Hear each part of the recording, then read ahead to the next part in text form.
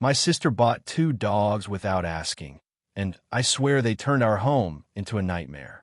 Max and Bella chewed, barked, and destroyed everything, while she laughed at my desperation. I tried to protect our family, tried to keep sanity alive, but no one listened.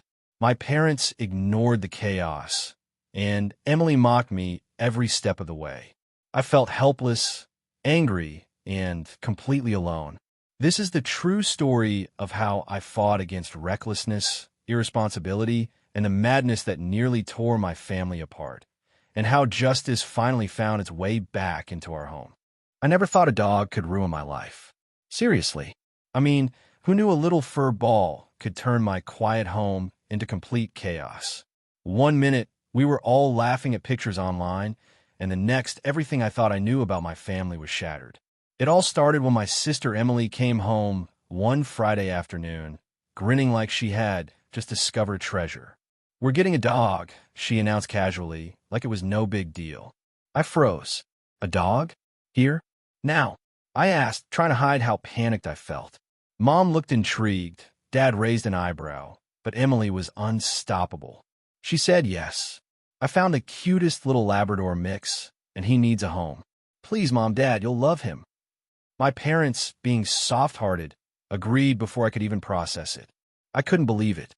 Our house, always quiet, organized, predictable, was about to explode. At first, I tried to be supportive. I even named the little puppy Max, thinking maybe if I helped take care of him, it would be fine. But the moment he stepped into our home, nothing stayed the same. He chewed on the couch, peed on the rug, barked at every shadow. Emily laughed. "Oh, come on, Mark, he's adorable," she said while I was scrubbing the carpet for the 3rd time that morning. Mom tried to stay neutral, but even she looked exhausted by the chaos. Dad just muttered something about dogs being unnecessary noise machines. The tipping point came when Max somehow knocked over a vase that had been in our family for 30 years. Glass everywhere, water everywhere, and Mom screamed, "Mark, did you do this?" I couldn't believe it.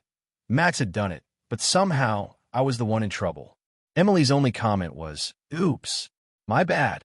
That day, I realized that the dog wasn't just a pet. It was a wedge between all of us.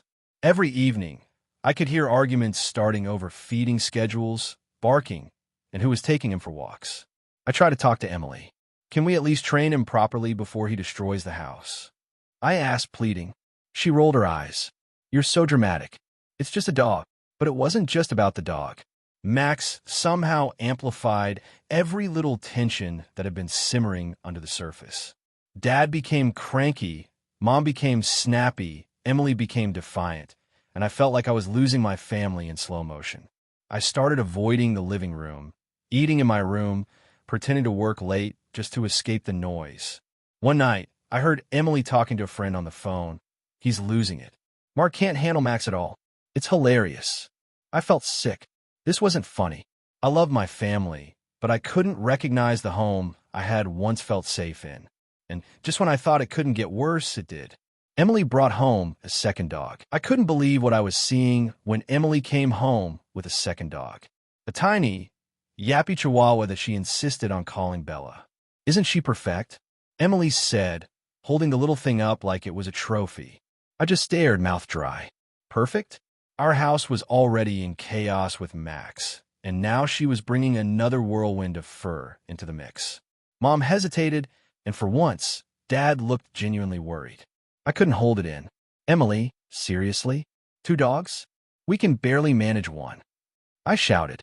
Emily rolled her eyes and said, "Relax, Mark. They'll get along. You're overreacting." I wanted to scream that no, I wasn't overreacting. The house had become a zoo. Furniture scratched, carpets ruined, kitchen counters constantly invaded by tiny paws. Max and Bella fought for attention, barked at shadows, and somehow managed to knock over Mom's favorite lamp, sending shards of glass across the floor. That night, after everyone had gone to bed, I sat in the living room alone, staring at the mess. I could hear faint whines from the dogs, and somewhere down the hall, Emily was laughing at something on her phone. I felt like I was losing my mind. I tried talking to Mom the next morning. "Mom, this isn't working. We can't live like this," I pleaded. She sighed. "Mark, they're just dogs. You're making it sound like a disaster. It is a disaster.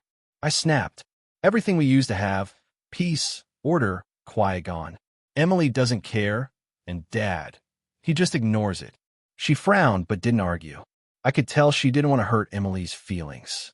Things got worse fast. Max developed a habit of sneaking into Emily's room and chewing on her textbooks, ruining weeks of schoolwork. Bella had a thing for jumping on Dad whenever he came home from work, barking like a maniac. I started waking up in the middle of the night to calm them down, and every morning, Emily seemed more oblivious. "They're just being playful," she said, tossing a tennis ball down the hallway as if that explained everything. I snapped at her once. "Playful? They destroyed my laptop charger, Emily." "My laptop?" She stared at me, incredulous. "Why are you so mean?" she asked. I wanted to tell her it wasn't me being mean. It was the constant stress, the destruction, the fact that I couldn't even think straight in my own home anymore. One Saturday, the breaking point arrived. Dad had invited a few old friends over for a quiet barbecue in the backyard. I thought, maybe, finally, something normal would happen. But as soon as the first guest stepped onto the lawn, Max bolted toward them, barking like a madman. Bella followed, yapping in high-pitched squeals. Drinks spilled, a chair tipped over, and my dad's old friend, Mrs. Jenkins, bless her, screamed as the dogs lunged at her small handbag. I ran outside, trying to grab the dogs, my face red, sweat dripping. "Emily, control them," I shouted. She stood there laughing. "Relax. They're just excited." I was beyond furious. Excited? This is humiliating. Mom came running, trying to calm everyone, muttering, "Mark, it's okay," but it wasn't okay. Nothing was okay. My dad's face was red, not from anger, but from embarrassment. He looked like he wanted to disappear. After that incident, I decided I needed a plan. I couldn't live like this any longer.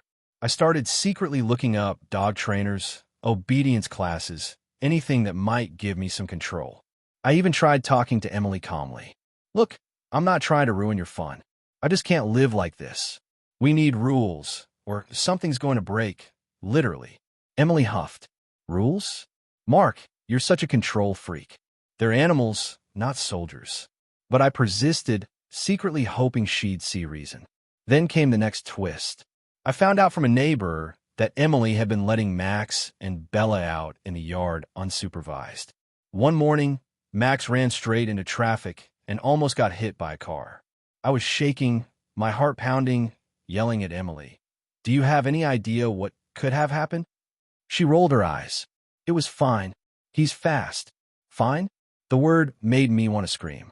I felt trapped, like my family had turned against me, siding with the chaos instead of the person trying to prevent disaster.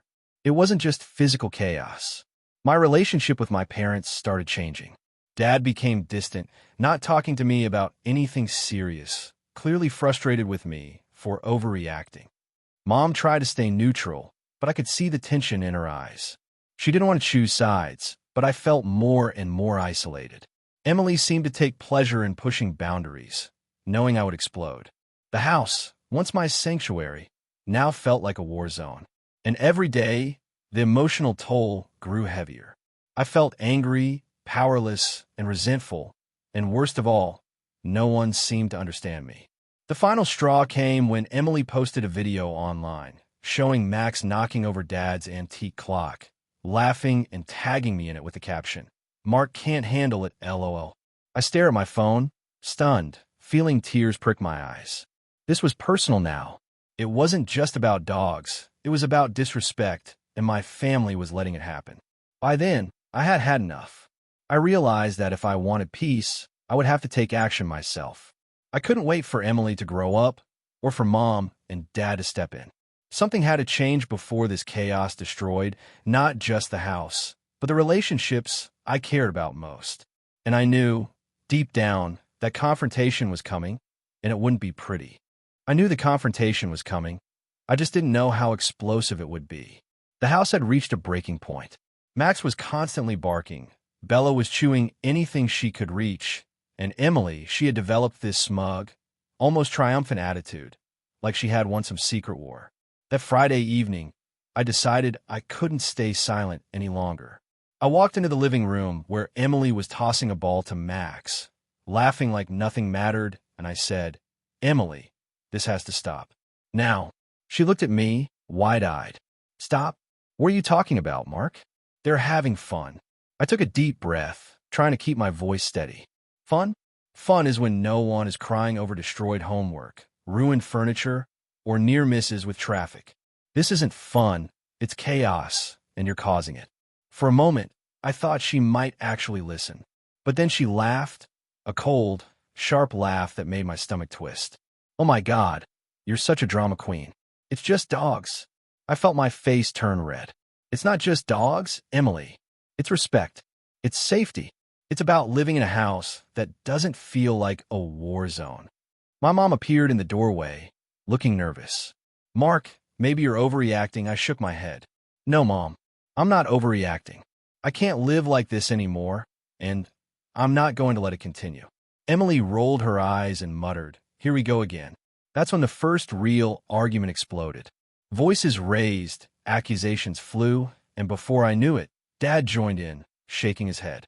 "Mark, you're making this way bigger than it is. They're just pets." I could feel my heart pounding. "Pets? They're destroying everything, Dad. Do you even see what's happening?"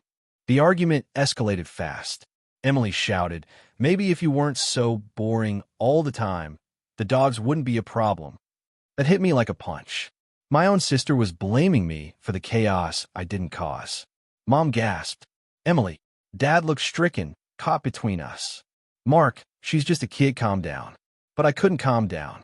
I had been living in a storm for weeks, and now it was all coming out. A kid? She's old enough to know better. This is ridiculous. Max barked loudly, Bella yipped, and it felt like the entire house was joining the chaos, siding against me. Then came the next shock. Emily, in her stubborn, rebellious way, decided to sneak Max and Bella out to the neighbor's yard without asking. I noticed it almost immediately, the two dogs gone, and I ran outside in a panic. "Emily, where are they going?" She shrugged. "Just for a walk." They needed it. Needed it? I could see the neighbors watching, worried, and my blood boiled. I grabbed their leashes, my hands shaking. "You can't just take them out like that. What if something happens?" She stared at me, defiant. "Relax. You're acting like a psycho." "It's fine." I wanted to scream. I wanted to shake her until she understood the gravity of what she had done. That night, the tension didn't let up. I couldn't sleep. Every sound, the creak of the stairs, a bark, the scratching of paws, made my anxiety spike. I went into the kitchen and found Mom sitting quietly, tears in her eyes. "Mark, I don't know what to do anymore," she whispered. I sat next to her, holding my head in my hands. "I don't either, Mom. I feel like I'm losing everything. This house, our family, it's falling apart, and no one cares." She reached for my hand. "I care, honey. But Emily, she's hard-headed. Maybe she doesn't understand yet." I knew she was right, but it didn't make the feeling of helplessness any less suffocating. The next day brought a new level of chaos. Emily decided to host a dog play date in the backyard, inviting friends over with their pets. I walked out to find 5 kids, 3 dogs, and total mayhem. Water bowls spilled, mud tracked across the patio, and Max and Bella were running wild, barking nonstop. I tried to restore order, shouting, "Everyone calm down. Watch the dogs," but it was useless. Emily was laughing hysterically. "See, Mark? They're happy." I felt my chest tighten, my hands trembling with frustration. Happy? Happy is when nothing is broken, when no one is hurt, when we can have a normal day. But no one was listening. Then came the final straw. One of the neighbor's small dogs ran onto our driveway, and Max chased it into the street. A car screeched to a halt just in time, and I felt bile rise in my throat. I grabbed Max, shaking, shouting at Emily, "Do you even understand what could have happened?" She looked shocked for a second, then smirked. "Relax, Mark. It's fine. Nothing happened." I couldn't believe it. My family, Mom, Dad, even Emily herself, were dismissing something that could have been catastrophic. I realized, right then, that I couldn't just plead or reason anymore. Something had to change. I had to make them see that this chaos wasn't just inconvenient, it was dangerous. That evening, I confronted them all. I laid out every incident, every near miss, every destroyed item, and every moment I had felt scared or overwhelmed. I could feel my voice cracking, my hands shaking, but I spoke the truth, the raw truth. I can't live like this. I love you all, but this is destroying me. You have to take responsibility for the dogs. They are not toys. They're living creatures, and they need care, training, and rules. Or else I can't stay here like this anymore. For the first time, silence fell. Max whined softly, Bella yipped nervously, and I could feel the weight of the words hanging in the air. Mom's eyes were wet, Dad looked stricken, and Emily, she looked at me like she was seeing me for the first time. And then, just when I thought maybe something would change, Emily said the words that made my blood run cold. "Or what, Mark? You're leaving? Go ahead. See if we care." Her defiance was absolute. I realized that the war wasn't over. It had just begun, but I wasn't backing down. I had reached a point where I had to fight. Not with anger, but with persistence, strategy, and truth. The real battle for peace, for sanity, for my family's safety was about to start. And I knew one thing for certain.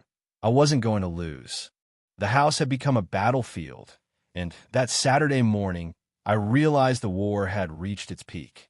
Max was tearing through the living room again, Bella yapping relentlessly at the window, as if she could see the world conspiring against her. I was exhausted, my nerves frayed, and I could feel my patience snapping. Emily came downstairs, holding a plate of half-eaten pancakes, grinning like she had won some invisible trophy. "Good morning, Mark. Ready to play with the chaos today?" she teased. I felt something inside me break. "Emily, this ends now," I shouted. The words echoed through the kitchen, startling Mom and Dad. She raised an eyebrow, smirk fading slightly. "Ends now? Oh, really? And how are you going to do that?" I took a deep breath, steadying myself. "We're calling a dog trainer. Today. Both of them. And no excuses." Emily laughed nervously. "Trainer? Seriously? You're overreacting, Mark. They're fine. They're happy." I felt my chest tighten. "Happy? Nothing's happy here. Max just knocked over your bookshelf, Bella chewed through the couch, and I've had enough. Enough of the mess, enough of the disrespect, enough of the chaos."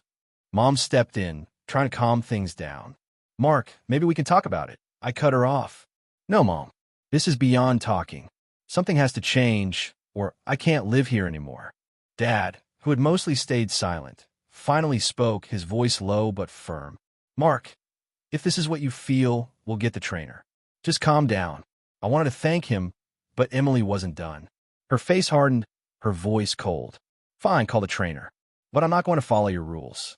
Max and Bella belong to me too. And if you think this is going to change anything, you're dreaming." I stared at her, incredulous. You're being ridiculous. Don't you see what's happening? You're risking the dogs' lives, everyone's sanity, and our home. You're being selfish." She laughed, but it was nervous now, a sound that made my stomach twist. "Selfish? Me? You're the one acting like a dictator. Maybe the problem is you, Mark, not the dogs." And that's when it all exploded. Max bolted past us, knocking over the table with a crash that sent plates and cups flying. Bella chased him, yipping like a siren. I lunged to grab them, tripping over the rug, crashing into the wall. Emily screamed, "Watch out." Mom shouted, "Mark." Dad ran in, tried to corral the dogs. Chaos erupted. The dogs tangled around each other, barking, growling, yipping. My voice rose above the noise, hoarse and frantic. "Stop. Just stop." But it was impossible. Everything was spinning, and I felt like I was losing control, not just of the dogs, but of the entire house, of everything I'd tried to protect. I realized then that this wasn't just about pets or messes anymore. It was about respect, responsibility, and boundaries. It was about being heard, being seen, and not being dismissed. And in that moment of absolute chaos, something inside me shifted. I stood up, chest heaving, eyes blazing, and I shouted, "Enough! All of you, listen to me." The room froze. Max barked once, then stopped. Bella tilted her head, sensing the tension. Emily looked at me, wide-eyed, for the first time perhaps realizing that I wasn't going to back down. "Mark, what are you?" she stammered. I raised my hands, voice trembling but firm. We're fixing this. Today. No arguments. No excuses. We either get help, set rules, and take responsibility, or I walk away. I love this family, but I cannot live like this anymore. Do you understand? Silence. I could hear my own heartbeat, loud in the quiet that followed. Mom's eyes were wet. Dad looked like he had aged 10 years in that moment. And Emily, she sat down slowly, deflating, the defiance in her eyes replaced by something like shame or maybe fear. Fine, she muttered. Trainer, okay, I guess. It wasn't enthusiastic, but it was a start. That evening, we called the trainer, who agreed to come the next morning. For the first time in weeks, I felt a tiny flicker of hope. Maybe, just maybe, there was a way to save our home. But the battle wasn't over yet. That night, I overheard Emily whispering on the phone to her friend. Mark's so dramatic. He thinks the trainer will fix everything, but honestly, I don't know if he can handle it. I hope he freaks out again tomorrow. My stomach sank. She didn't just resist change, she mocked me. I felt tears rise, not just from frustration, but from the raw feeling of being completely misunderstood by my own sister. I wanted to scream, to shake her, to make her see how serious this was. But I didn't. I knew that if I let anger take over, I would lose everything. So I sat quietly in my room, planning my next move. The next morning, the trainer arrived, a calm, no-nonsense woman named Sarah. She immediately assessed the situation. Max was dominant and energetic, Bella was anxious and reactive, and Emily clearly had zero experience managing dogs with such personalities. This will take structure, Sarah said, looking at all of us. Rules, routines, and consistency. Everyone must participate. I felt a surge of relief. Finally, someone else was seeing what I had been trying to show my family for weeks. But then came the real test. Emily had to follow the trainer's instructions. And she resisted, constantly questioning, joking, and refusing to participate fully. I watched, my anxiety spiking, hoping she would finally take responsibility. But every time she ignored a command, every time Max ran wild because she refused to be firm, I felt my blood pressure rise, my heart pound in my ears. By noon, the tension had reached its peak. The dogs were calmer thanks to Sarah's interventions, but Emily was sulking, throwing passive-aggressive comments like, "Wow, Mark really loves this structure, doesn't he?" Mom tried to mediate. "Emily, please, we need to cooperate." But Emily snapped, "I don't see why we have to listen to him all the time. He's just trying to control everything." I felt like screaming. I wanted to tell her that it wasn't about control. It was about safety, respect, and keeping the family together.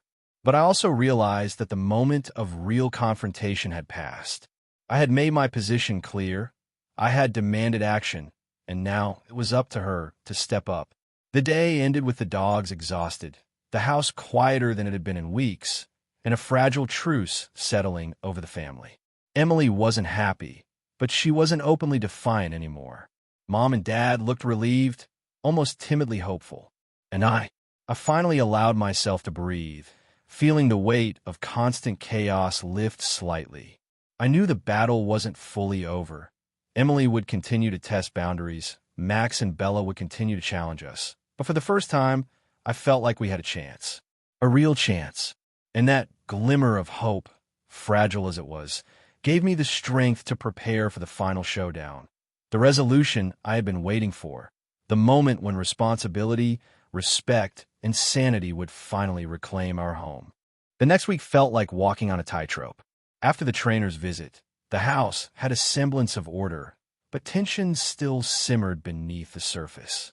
Every bark, every yip, every minor mess felt like a test, and I was ready to face it. Emily was quieter, subdued, but I could see the defiance still lurking in her eyes. I knew this was the moment where the real change would either happen or fail, and I had to be patient. The first day of real training started with structure. Sarah, the trainer, had assigned strict rules for feeding, walking, and playtime.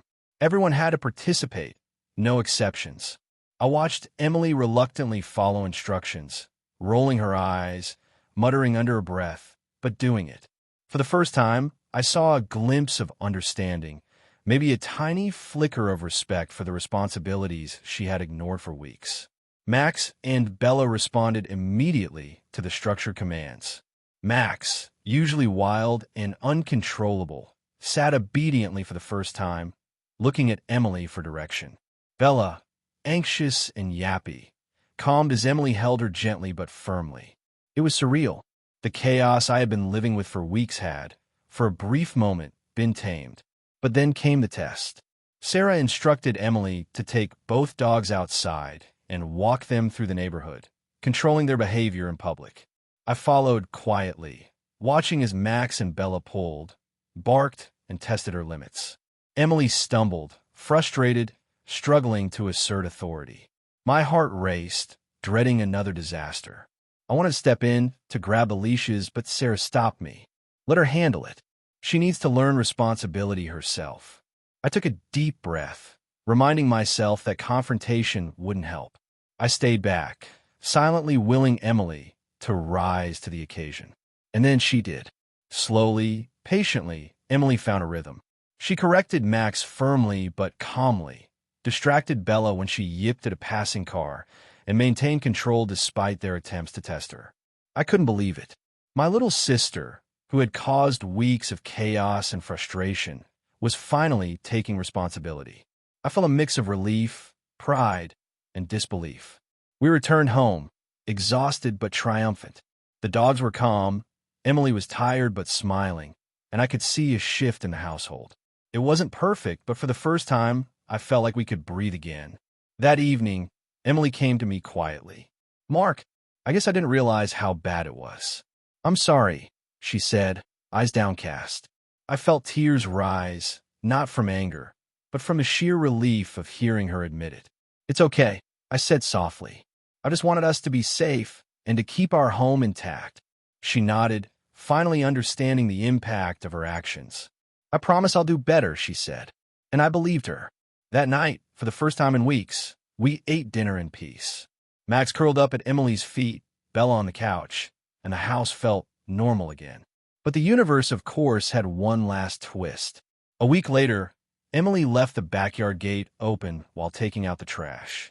Max and Bella bolted, running straight into the neighbor's yard, causing a dogfight with another large dog.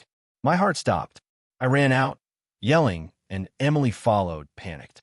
But then, the neighbor, Mrs. Thompson, came out.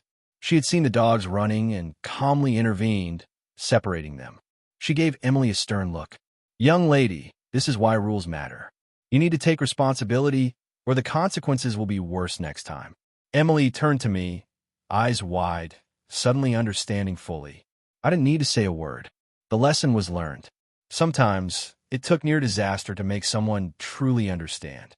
After that incident, Emily changed.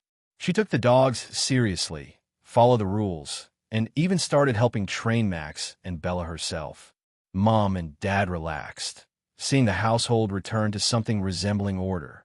I, too, felt a weight lift. The chaos hadn't broken us. It had tested our patience, our resilience, and ultimately, our family bond.